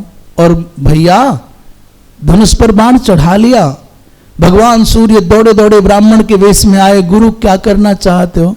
अरे बोले बेचारी मेरी धर्मपत्नी मेरे बाण लाती है, पांव जल जाते हैं, सर तमतमा जाता है, कितनी परेशान होती, सूरज को मैं गिराऊंगा नीचे। सूरज ने कहा प्रभु उसको गिराने से क्या होगा? बोले फिर हम आसानी से अपना काम करेंगे। बोले यही काम करना है तो एक मेरे पास उपाय है, पैरों में पादुका और सर पर छाता, ये दो चीज लाया गुरु, सूरज से टकराओ मत। जमदग्नि जी ने कहा तो फिर तुम कौन हो भाई, सूर्य के पक्षधर बन करके आए हो, ये तो बहुत अच्छा है, पादुका ले आए, छाता ले आए। उन्होंने कहा साहब मैं ही सूर्य हूं, प्रभु मुझे मत गिराओ। आप जो लड़ने जा रहे हो, द्विज रूपेण कौन्तेय किंते सूर्योपराध्यते, ब्राह्मण बनकर के सूर्य आए, ऋषि से कहा भगवान सूर्य ने आपका क्या बिगाड़ा है, क्यों गिराना चाहते हो? तो कारण बताया। उन्होंने कहा समस्या है तो इसका समाधान भी है प्रभु। लोग तुरंत बहुत बढ़िया सी जूतियां लाए, अब जो भी होगा आजकल की भाषा में कह रहे हैं, बहुत सुंदर दिव्याति दिव्य सुकोमल पादुका लाए और बहुत सुंदर चमकता हुआ छत्र लाए। ये लो महाराज, न पांव जलेंगे न माथा जलेगा, ये है उपाय। उन्होंने कहा कि भगवान सूर्य तो अपनी किरणों से रस खींचते हैं, फिर वर्षा करते हैं, वर्षा से अन्न होता है, अन्न से प्राण बचते हैं, अन्नम प्राणाः, षोडश संस्कार यज्ञ श्राद्ध सब अन्न से होते हैं। अंत में सूर्य ने कहा मैं आपकी शरण में हूं, मेरे अपराध को क्षमा करो, मैं ही सूर्य हूं। जमदग्नि जी ने हंस करके कहा चलो हो गया काम, तुम अपने यहां जाओ। और तब पहली बार धरती पर छत्र और पादुका का प्रादुर्भाव हुआ।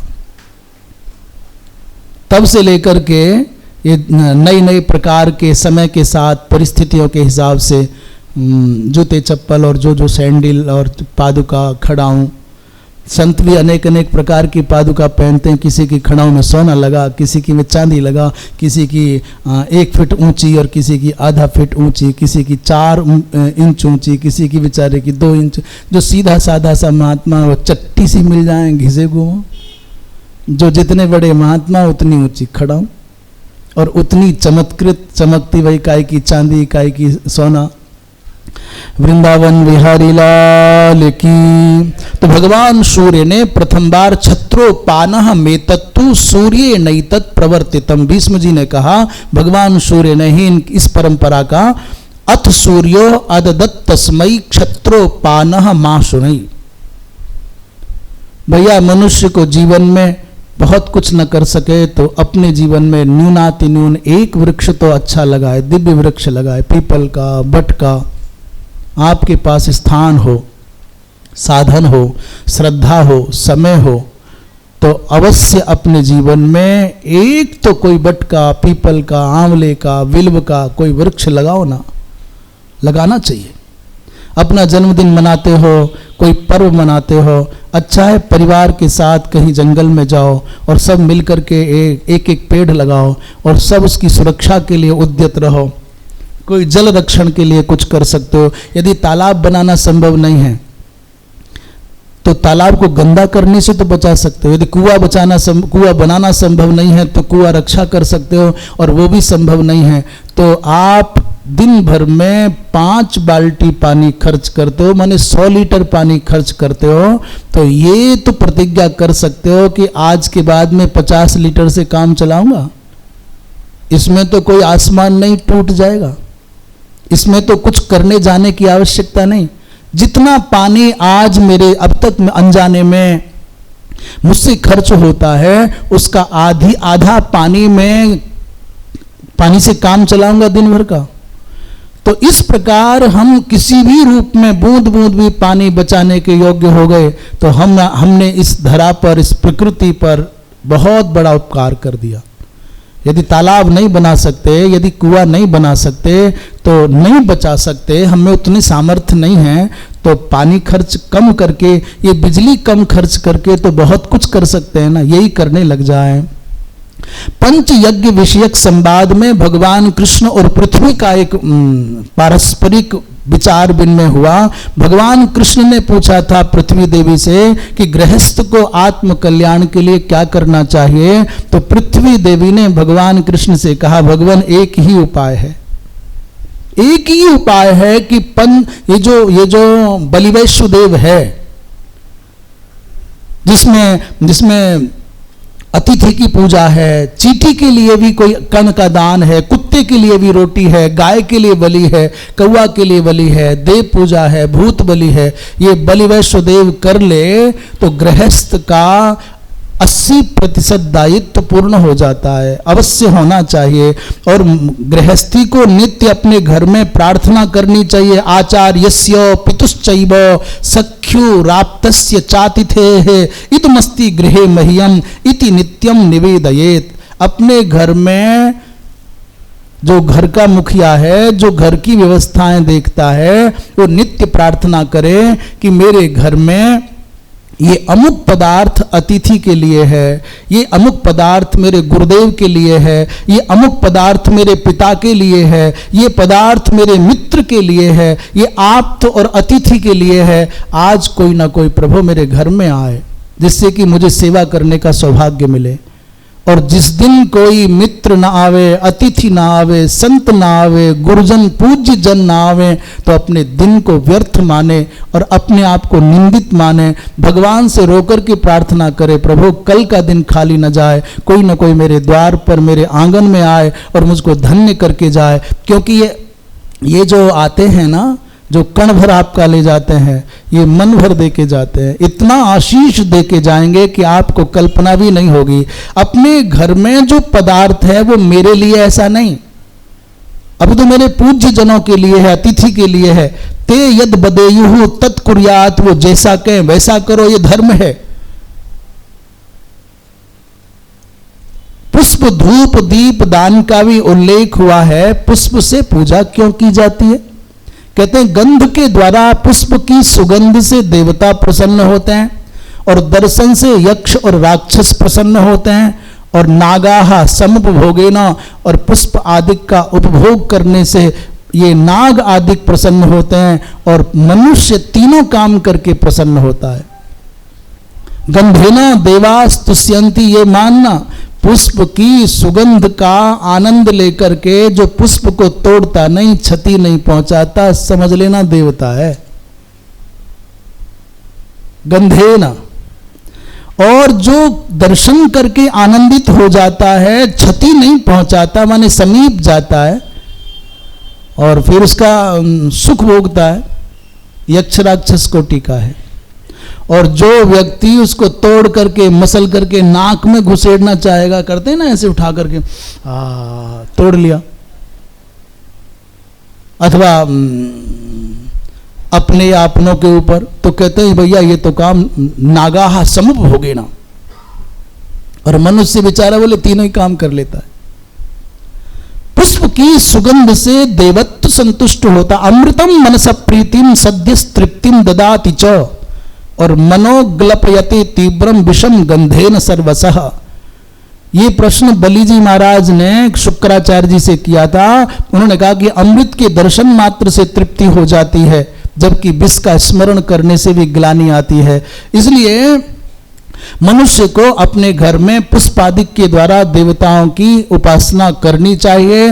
गुग्गुल आदि का धूप दान करना चाहिए, उससे देवताओं की प्रीति होती है। और जिस घर में गुग्गुल का धूप जलता है, उस घर में नकारात्मक वृत्तियों का प्रवेश नहीं हो पाता। गुग्गुल की धूप यदि वास्तविक गुग्गुल मिल जाए तो। पर ये नकारात्मक कहने का आशय है, लोगों को बहुत भय रहता है, डर रहता है, कोई है ऊपरला चक्कर और नीचरला चक्कर, कुछ जो भी है। सनातन धर्म की दृष्टि से सबके अस्तित्व को अंगीकार किया गया है, नकारा नहीं। पर कौन सी सत्ता, कौन सी शक्ति हमारे लिए प्रतिकूल है और कौन सी सत्ता, कौन सी शक्ति हमारे लिए अनुकूल है, ये विचार अलग है। हम इस विषय में कोई बहुत गहरा नहीं जाना चाहते, पर आपको लगता है कि मेरे घर में कुछ नकारात्मकता भरी हुई है, तो दो काम पक्के होंगे। आपके घर में प्रकाश और वायु का सहज आगमन कम होता होगा।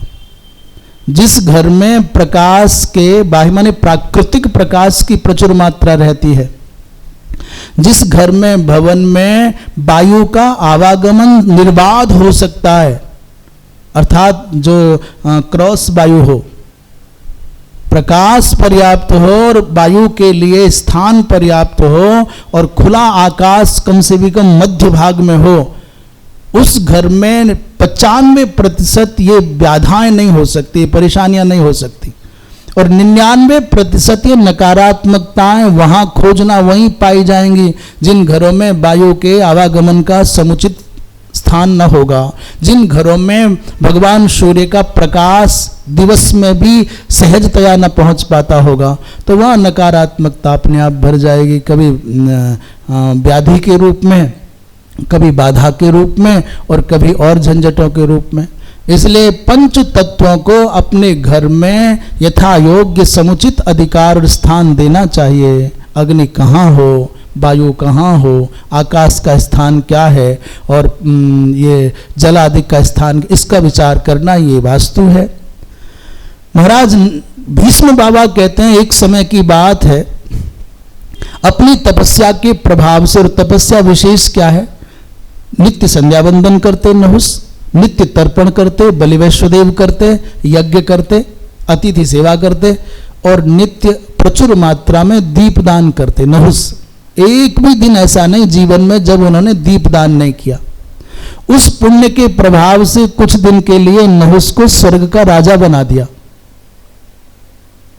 आपको याद है ना, इंद्र को दोष लगा, इंद्र हटे तो नहुस को राजा बनाया, पर नहुस जैसे ही राजा बने तो बुद्धि विकृत हो गई। किसी ने कह दिया, क्या कर रहे हो महाराज, तुम तो स्वर्ग के राजा हो, अरे अब तो तुम देवताओं के राजा हो। बोले हाँ देवताओं के राजा हैं, स्वर्ग के राजा हैं, तो फिर अर्घ किसको दे रहे हो, बोले सूर्य को। अरे सूर्य तो रोज तुमको प्रणाम करता है। नहुस का माथा ठनक गया, बात तो सच है, जो सूर्य मेरे सामने नीचे बैठता है, मुझे प्रणाम करता है और मैं उसी सूर्य को अर्घ दूं, ये कैसा पागलपन है। अग्नये स्वाहा, अरे अग्नि तो मेरे नीचे अधीनस्थ है, मैं तो इंद्र हूं, इसलिए अब अग्नि की सेवा करना बंद कर दिया, संध्या वंदन बंद, अग्नि की सेवा हवन करना बंद और स्वाध्याय करना, क्योंकि अब सब देवता तो मेरे साथ घूमते हैं आगे पीछे, नमस्कार प्रणाम करते हैं। उस पद के अभिमान में अपने कर्तव्य को विसार दिया और अब सवारी पर चलता है तो सप्तर्षियों के द्वारा पालकी ढुवाने लगा, रथ जुतवाने लगा। एक दिन भृगु जी और अगस्त्य जी महाराज में चर्चा हुई, बहुत नीच है ये, सबका अपमान करता है। अब इसका समय पूरा हो गया, इसका पुण्य घट पूर्ण हो गया, अब ये इसका पुण्य पूर्ण हो गया, पाप घट भर गया, अब इसको दंड देना है। तो यो में दृष्टि पथम गच्छेत समय बश्यो भवे दिति। नहुस जब स्वर्ग का राजा बना तो उसने शर्त लगाया था कि जो मेरी आंखों के सामने आ जाए वो मेरे अधीन हो जाए, इसलिए सप्तर्षि कुछ कर नहीं पाते थे, कोई देवता कुछ बिगाड़ नहीं पाता था। नहुस जो देवराज के पद पर बैठे, इंद्र के पद पर बैठे, उस शर्त के साथ बैठे कि चाहे जो हो मेरे अधीन रहे। भृगु जी महाराज ने कहा, महात्मन आज आपका नंबर है रथ में जोतने का, अगस्त्य जी का, ये पापी आपका तिरस्कार करेगा और ये आज सर्प बनेगा, तो क्या करें। भृगु जी महाराज ने कहा कि मैं आपकी जटाओं में छुप करके बैठ जाऊंगा और जब ये आपके सर पर प्रहार करेगा तो मैं इसको सांप दे दूंगा। प्रहार तो करेगा, आपको देखेगा, आपको मुझको तो देखेगा नहीं। जिसको ये देखेगा वो अधीन होगा, मैं तो अधीन रहूंगा नहीं। इसलिए भृगु जी महाराज छुप गए अगस्त्य जी की जटाओं में और इसने तो जल्दी चल जल्दी चल जल्दी चल, सर्प सर्प सर्प। महात्मा बेचारे अगस्त्य जी बहुत कृशकाय, कितना तेज चले। क्रोध में आकर के इस दुरात्मा ने निमीलय बामे न अभ्यहनत छिरह, बाएं पैर से अगस्त्य जी महाराज के सर पर प्रहार किया तो वहां अगस्त्य जी के तो नहीं लगा, लगा किसको, भृगु जी महाराज को। अगस्त्य जी दिखते थे इसलिए वो अधीन थे और भृगु जी महाराज दिखते नहीं इसलिए पराधीन नहीं थे। उन्होंने कहा, रे मूर्ख, महात्माओं का अपमान करता है, जा तू सर्प हो जा। सो खेल गया,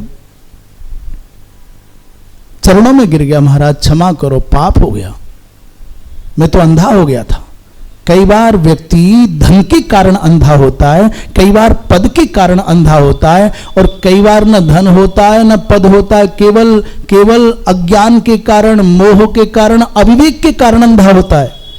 और कई बार जो पतन के अवसर आ रहे होते हैं, भावी के कारण अंधा होता है, उसे कुछ सुहाता नहीं है।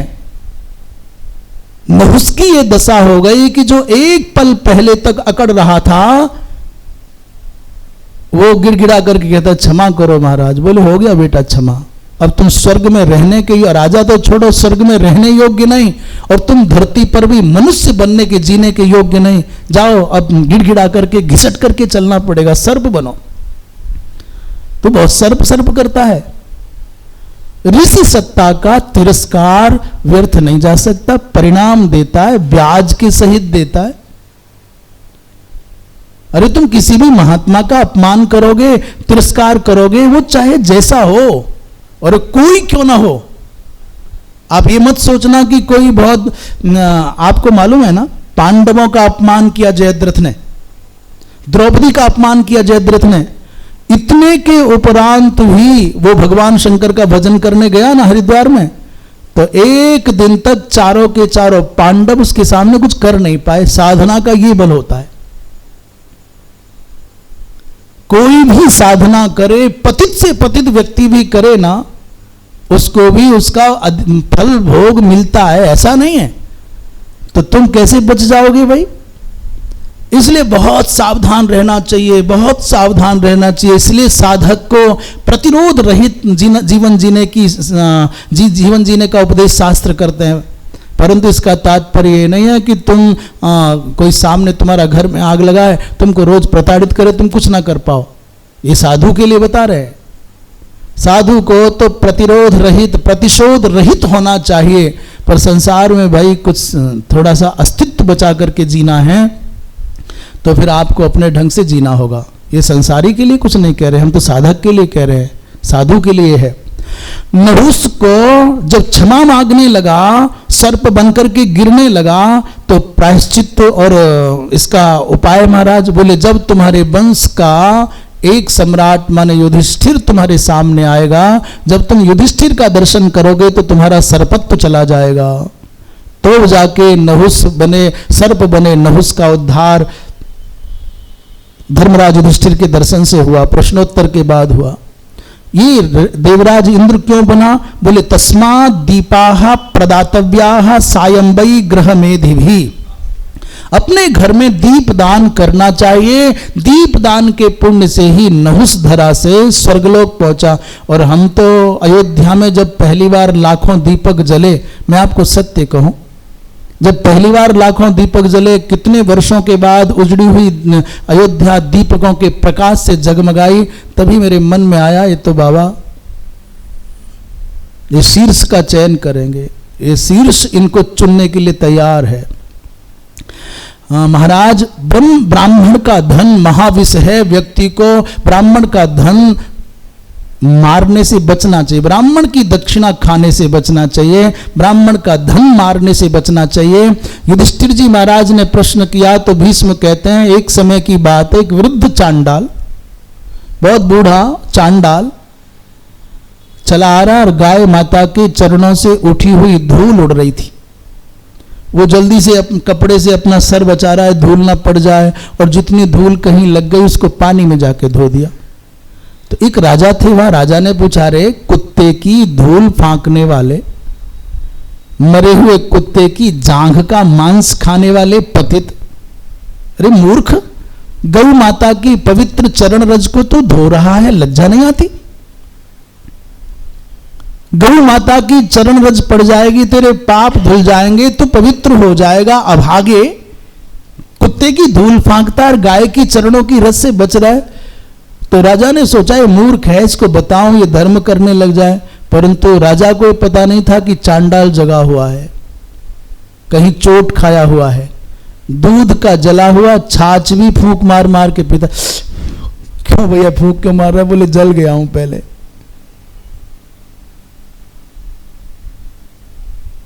दूध का जला छाछ भी फूंक मार के पीता है। अपाम कुंडे निसिंचसी, चांडाल ने कहा राजन तुमको पता नहीं मैं चांडाल जो बनाऊं सुन लो। एक गांव में जिसमें मैं रहता था वहां किसी ब्राह्मण की गाय का अपहरण करके दुष्ट ले जा रहे थे। गौ माता नई नई ब्याई थी, उसके स्तनों से दूध निकलना था, दूध निकलने का अवसर नहीं आया और खींचने लगा गाय को। गाय के स्तनों से दूध झरता था और बछड़े रह गए वहीं।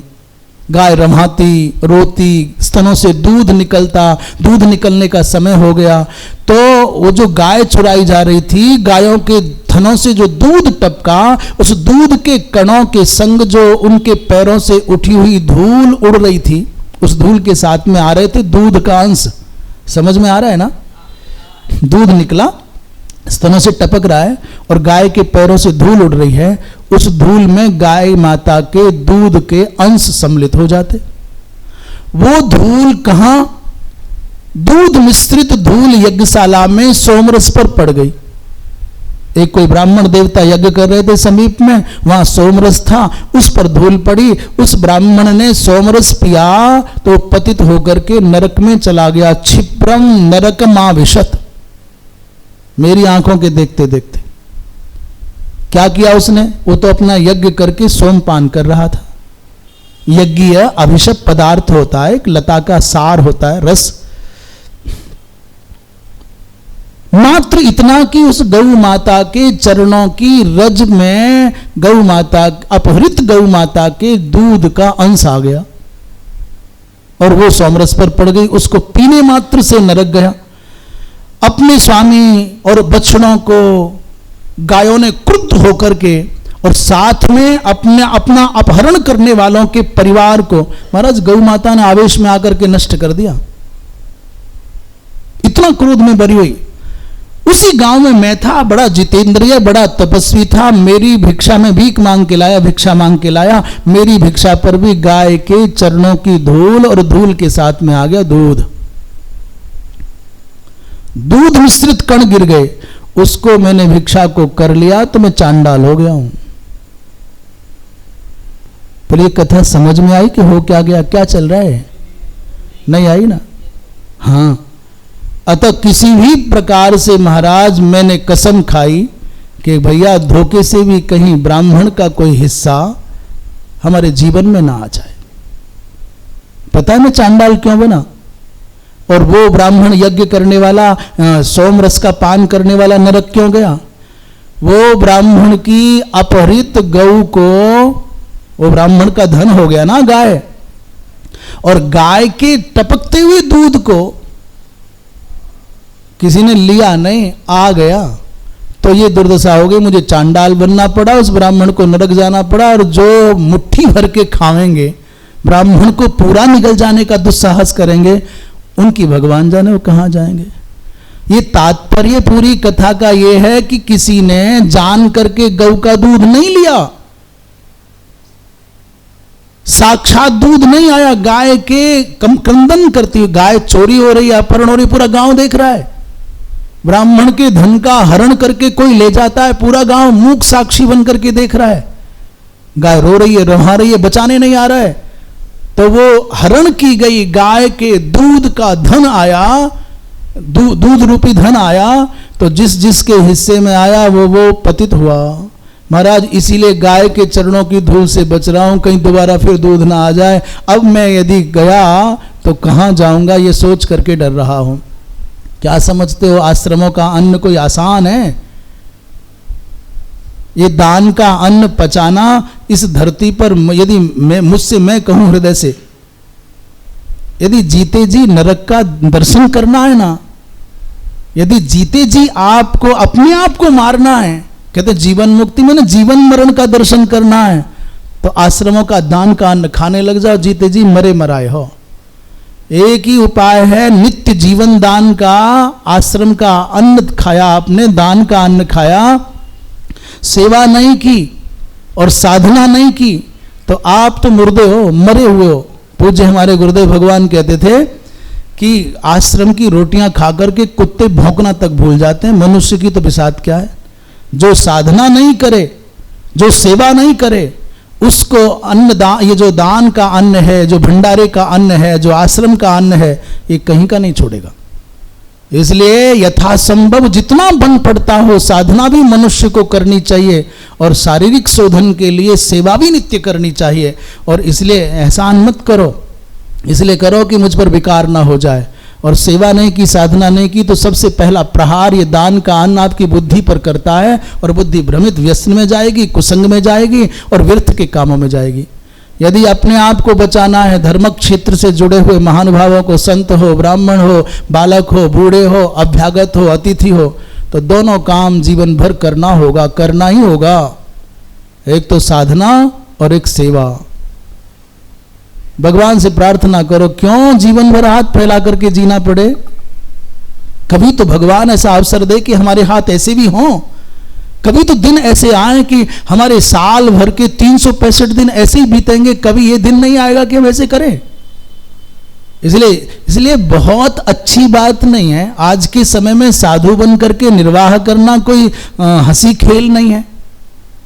आराम परस्त जीवन हो गए, आराम परस्त शरीर हो गए, वहां कौन सेवा करेगा, कौन भजन करेगा, कौन स्वाध्याय करेगा, कौन माला जपेगा? दान का अन्न विकृति पैदा करेगा, फिर दोष दर्शन पर लग जाओ, फिर मर जाओ। वृंदावन बिहारी लाल की। महाराज इसलिए मैं कहता हूं ब्राह्मणार्थी, तो अब मेरे उद्धार का उपाय बताओ। चांडाल ने पूछा राजा से, बोले एक काम कर, ब्राह्मणों की रक्षा में अपना जीवन दे दे, यही बचने का उपाय है। ब्राह्मणार्थे त्यजन प्राणान गति निष्ठाम अवाप्स्यसि। उस चांडाल ने ब्राह्मण के धन की रक्षा में अपने प्राण दिए, तब जाकर के झंझट कटा। महाराज मरने के बाद क्या गति होती है, इस विषय में एक बड़ी विचित्र कथा है। गौतम नाम के एक महात्मा, उन्होंने अनाथ हाथी के बच्चे को पाला, दूध पिला करके। दुग्धादिना पुत्रवत पालयामास। इंद्र ने उसका हरण कर लिया। इंद्र ले जाने लगे कोई सामान्य राजा बन करके। गौतम ने कहा, भाई ये मेरा बच्चा है, ये मैंने पुत्र की भांति पाला है, इसको ले मत जा, ये मुझे प्राणों से ज्यादा प्रिय है। गौतम ने बार बार जब आग्रह किया तो इंद्र नहीं माने। इंद्र बोले, तम धनम गाम भूमिम दातुम उद्युक्त। इंद्र बोले, तू धन ले, भूमि ले, स्वर्ण ले, जो चाहे मांग, पर हाथी नहीं दो, हाथी बहुत प्यारा लग रहा है। गौतम ने कहा, अच्छा मत दे बेटा, मैं महात्मा हूं, कितना लड़ूं, पर याद रखना परलोक में तेरा पीछा नहीं छोड़ूंगा। तो यमलोक में मिलेगा ना, हिसाब बराबर यमराज के यहां होगा। तेरी बुद्धि इतनी भ्रष्ट हो गई है कि मुझ ब्राह्मण का, महात्मा का धन हरण करता है, हाथी ले जाता है, तुझे वहां देना पड़ेगा। इंद्र ने कहा, मैं यमलोक नहीं जाता, मुझे यमलोक नहीं जाना है, क्योंकि वहां तो नास्तिक, पापी, विषयासक्त, माता पिता का अपमान करने वाले जाते हैं। गौतम ने कहा, तो जा, तुझे मंदाकिनी के किनारे पर कुबेर की अलकापुरी में मिलूंगा। उन्होंने कहा, वहां भी नहीं जाता, वहां तो अतिथि पूजा करने वाले, आश्रय देने वाले ब्राह्मणों के पूजक जाते हैं, मुझ में ये गुण नहीं है, मैं नहीं जाऊंगा वहां। गौतम ने कहा, तो जा, नंदन वन में मिलूंगा, अपना हाथी लूंगा। बोले, वहां भी नहीं जाता मैं। क्यों? बोले, वहां तो नृत्य गीत विद्या जो में कुशल है, जो निर्लोभी हैं, वो जाते हैं। गौतम ने कहा, अच्छा, तो उत्तर कुरु, सोमलोक, सूर्यलोक, वरुणलोक, स्वर्गलोक, यहां कहां ब्रह्मलोक, गोलोक, वहां मिलूंगा। इंद्र बोले, बाबा इन लोकों में भी सदाचारी सत्यात्मा जाते हैं, मैं नहीं जाऊं वहां। गौतम ने कहा, भाई तुम हो कौन जो कहीं नहीं जाने वाले हो? तो प्रकट होकर के इंद्र ने कहा, भैया मैं देवराज इंद्र, और आपके मुख से सुनना चाहता था कि मनुष्य क्या करके कौन से लोक को जाता है। ये लो अपना हाथी, क्षमा करो बाबा, मैं आपका हाथी चुराने नहीं आया। इस बहाने, गौतम के वचन के बहाने, सयाति ब्रह्मणो लोकम ब्राह्मणो गौतमो यथा। कहते हैं जो इस प्रसंग को सुनता सुनाता है, गौतम की भांति ब्रह्मलोक प्राप्त करता है। ब्रह्मा जी और भगीरथ के बीच में चर्चा हुई, सबसे बड़ी तपस्या क्या है? बोले, अन्न सन व्रत सबसे बड़ा तप है। तपो ना नशनात् परम। धर्म मर्यादा की रक्षा करते हुए जो व्यक्ति सत्संकल्प के साथ में अनशन करता है, वो सृष्टि का सबसे बड़ा तपस्वी हो जाता है। भगीरथ जी महाराज जब दिव्य लोक में गए, उनसे पूछा, भाई तुम यहां कैसे आए? भगीरथ ने कहा, मैंने स्वर्ण दान किया, उसके बल पर नहीं आया। मैं भगवती माँ गंगा को धरती पर लाया उसके कारण भी नहीं आया, मैंने बड़े बड़े यज्ञ किए इसलिए भी नहीं आया, मैंने ये किया, बहुत सारे पुण्यों की बात कर रहे हैं। तो बोले भगवान शंकर को मैंने प्रसन्न किया इसलिए भी यहां नहीं आया। भाई आए कैसे? बोले मैंने अनशन व्रत किया था, उस पुण्य के बल पर यहां आया हूं।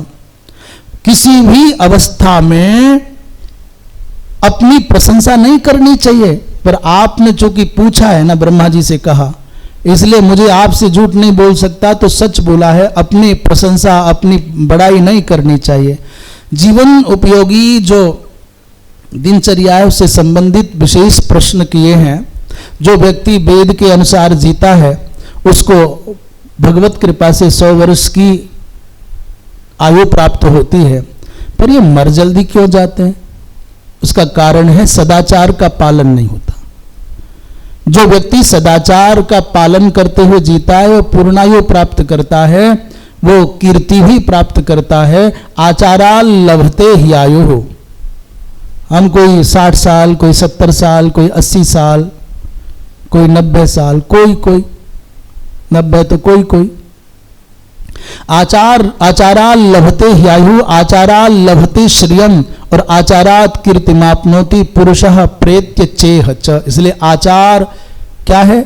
बोले आचारो ही, आचार क्या है? आचार प्रथमो धर्मः अथवा परमो धर्मः। वेदोक्त सदाचार का पालन ही पहला और प्रमुख धर्म है। व्यक्ति को सावधान रहना चाहिए, क्रोध ना करे, व्यक्ति दोष दृष्टि से रहित हो जाए। अकारण मिट्टी को बैठे बैठे तोड़ना, ये बैठे बैठे हैं मिट्टी तोड़ रहे हैं, मिट्टी का डला फोड़ रहे हैं, तिनका तोड़ रहे हैं, नाखून चबा रहे हैं, नाखून काट रहे हैं और पैर से पैर रगड़ रहे हैं, उंगलियां चटका रहे हैं। ये सारे के सारे काम मनुष्य के संभावित पतन के लक्षण है, दरिद्रता के लक्षण है। लोष्ट मर्दी त्रिनच्छेदी नख खादी चयो नरह और नित्योच्छिष्ट, हर समय झूठा ही। कोई तंबाकू खा के झूठा, कोई गुटखा खा के झूठा, सो तो ठीक, कोई बात नहीं, यहां से उठाया यहां खाया। हमारे मधु जी महाराज तो बहुत सावधान रहते हैं, यहां से उठाया यहां खा गया, यहां से उठाया वहां खा गया। तो ऐसे व्यक्ति को तो 1 मिनट पसंद नहीं करते महाराज जी। फिर हाथ नहीं धोना, मुंह नहीं धोना, आचमन नहीं करना। इसलिए ब्राह्मण के संत के हाथ में सर्वदा आचमन पात्र हो, जिससे कि कुछ अनुचित हो जाए, जो अस्पर्श्य माने स्पर्श के योग्य अंग नहीं वो छू जाए, नाक में उंगली जाए, मुंह में उंगली चली जाए, अपने केस स्पर्श कर लो तो तुरंत आचमन कर लो अथवा सूर्य दर्शन कर लो। जो व्यक्ति आचमन के विज्ञान को नहीं जानता वही हमेशा झूठा रहता है, इसलिए सावधान। जो व्यक्ति नित्य उच्छिष्ट है, न ई आयुर्विंदते, उसे आयु नहीं मिलती। एक बड़ा शब्द है, 104 अध्याय का 15वां श्लोक है अनुशासन पर्व का। कंसु सुको संकु सुको नित्योच्छिष्ट संकु सुको। हम सोच रहे संकु सुको क्या होता है, तो किसी कोर्स में नहीं मिला, फिर नीलकंठी टीका में बहुत सूक्ष्मता से देखने पर मिला। संकु सुकः माने दुर्जनः अस्थिरः, ऐसा नीलकंठ जी महाराज ने कहा। जो दुर्जन है, जो उसका कोई पता ही नहीं क्या कहना चाहता है, क्या करना चाहता है, अस्थिर, अभी यहाँ फिर वहाँ, अभी कुछ और फिर कुछ और, ना विचार का पता, न व्यवहार का पता, न संवाद का पता, न संबंध का पता, न ठिकाने का पता। जो स्थिर ना हो, दृढ़ ना हो, जिसमें कुछ भी वैचारिक स्थिरता ना हो। सूर्योदय और सूर्यास्त के समय तो भैया कभी नहीं सोना चाहिए। और एक गजब की बात अब बोल दें, आजकल समुद्र के किनारे कन्याकुमारी जाते हैं, बोले सनसेट देखना है, सनराइज देखना है। क्या वहाँ सनसेट देखते हैं, सनराइज देखते हैं? हाँ, कहीं ऐसे जगह बनी हुई हैं, वहाँ फोटो खिंचाते हैं। सूरज को उगते हुए देखना है, सूरज को अस्त होते देखना है।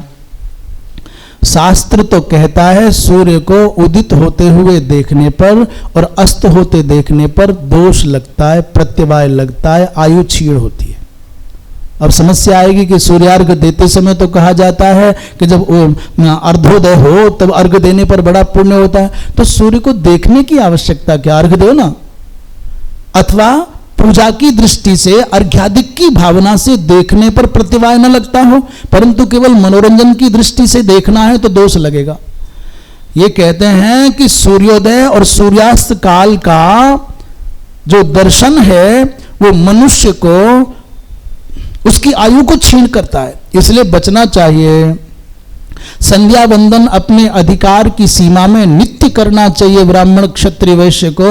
ऋषयो नित्य संध्यत्वा दीर्घमायु रवाप्नुवन, बड़े बड़े ऋषियों को जो दीर्घ आयुष्य प्राप्त हुआ वो संध्या वंदन के कारण ही प्राप्त हुआ। भैया संसार में बड़े बड़े पाप हैं, पर मनुष्य के लिए सबसे घोराति घोर निंदित कर्म क्या? बोले परस्त्री का उपभोग करने की भावना सबसे अधिक निंदित है।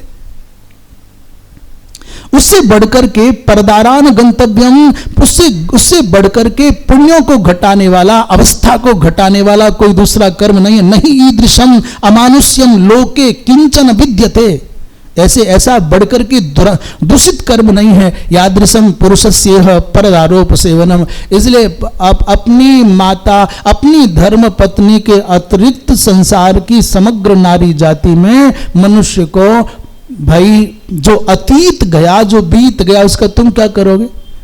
पर आज उठ करके खड़ा होना चाहते हो तो प्रतिज्ञा कर लो कि अब के बाद, इसी समय के बाद मैं मेरी धर्म पत्नी अर्थात जो धर्म सम्मत वैवाहिक विधि से संप्राप्त भार्या है उसके अतिरिक्त संसार की समग्र नारी जाति में मातृभाव कर लूंगा। तो आप पाप से बच गए। अतीत का जो परिवर्तन नहीं किया जा सकता, शोधन किया जा सकता है।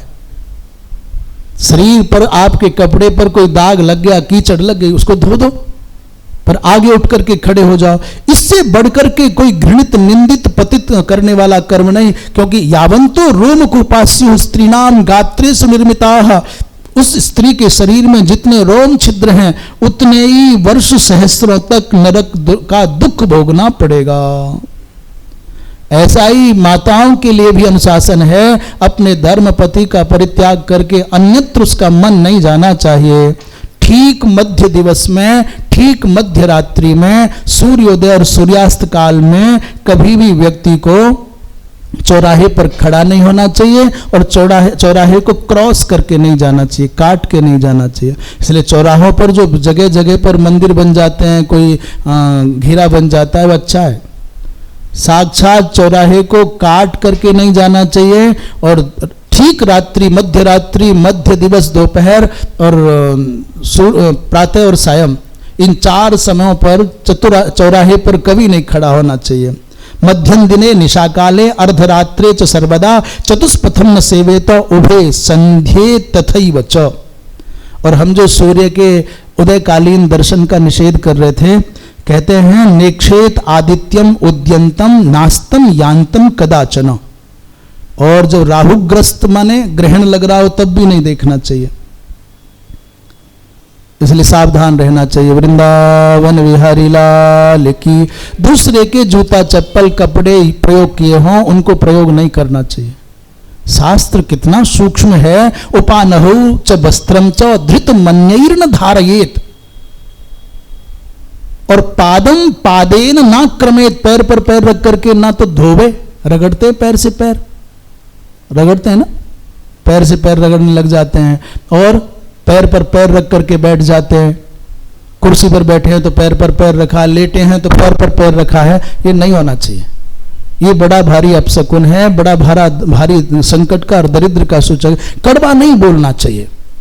हीनांग को, अधिकांग को, विद्या से रहित को, बेचारे कुरूप को और धनहीन व्यक्ति को कभी उसको हंसी मत उड़ाओ। पुत्र और शिष्य 2 के अलावा तीसरे को प्रताड़ित करने की मत सोचना। पुत्र अर्थात पुत्र को और शिष्य को आवश्यकता पड़ने पर अनुशासन की दृष्टि से पीटना पड़े तो पीटा जा सकता है, पर अन्य को नहीं। भैया कभी भी दक्षिण की ओर पैर करके और पूर्व की ओर पैर करके नहीं सोना। आसन को पैर से नहीं खींचना, नग्न स्नान नहीं करना, अपनी माला अपने आप नहीं उतारना, और हमेशा जब भी आवश्यकता पड़े आचमन करना। भुक्त्वा चान्नम तथैव त्रिदिह पुनः परिमार्जयेत्, आचमन के लिए कह रहे हैं। भोजन चलते चलते नहीं खाना चाहिए, जूता पहन के नहीं खाना चाहिए, बिना हाथ पैर धोए नहीं खाना चाहिए। वृंदावन बिहारी लाल की। गुरु निंदा, अपने पूज्य जनों की निंदा कभी न करे, क्योंकि दहत्यायु हो, गुरु निंदा आपकी आयु को जला देती है। मनुष्याणाम न संशय, संशय ना करे इसमें। माता पिता गुरु हैं, दादा दादी गुरु हैं, आचार्य शिक्षक संत गुरु हैं, जिनसे एक भी अक्षर जीवन में पाया है गुरु हैं। फिर आप कितने भी तेजस्वी हैं, आपने गुरु की निंदा की तो फिर टिकोगे नहीं।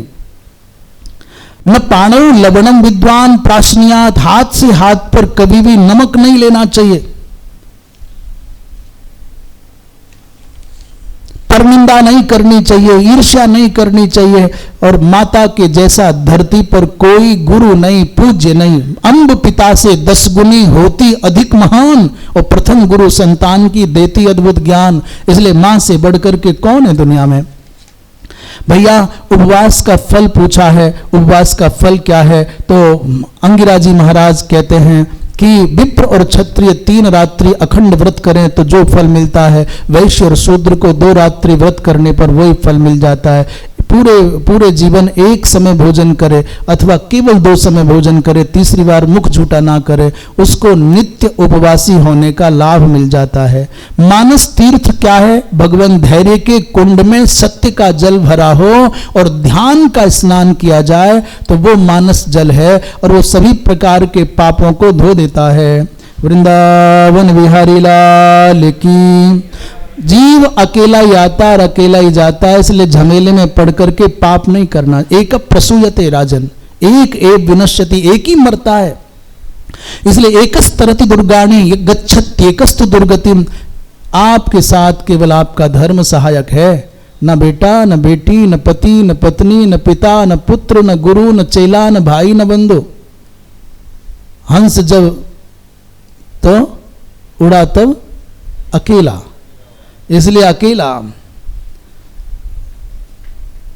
अब यद्यपि हम जहां तक लक्ष्य लेकर के चले थे वहां तक तो नहीं पहुंचे, तो भी विराम तो करना ही पड़ेगा।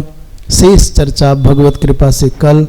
बस निवेदन यह है कि जो बड़े भाव से यहाँ व्यक्त किया जा रहा है वो मात्र इसलिए, किसी भी प्रकार से आप में से कोई भी यहाँ बैठे अथवा दूर बैठे सुन रहे हैं, आपके जीवन में कोई बात उपयोगी हो जाए, आपके जीवन में कोई अच्छा नियम आ जाए, हमारा बोलना सार्थक हो जाए और आपका श्रवण करना सार्थक हो जाए। यथासंभव सनातन धर्म को जानें, उसको जीवन में उतारें और उसका लाभ उठाएं। वृंदावन बिहारी लाल की। श्रीमन नारायण नारायण।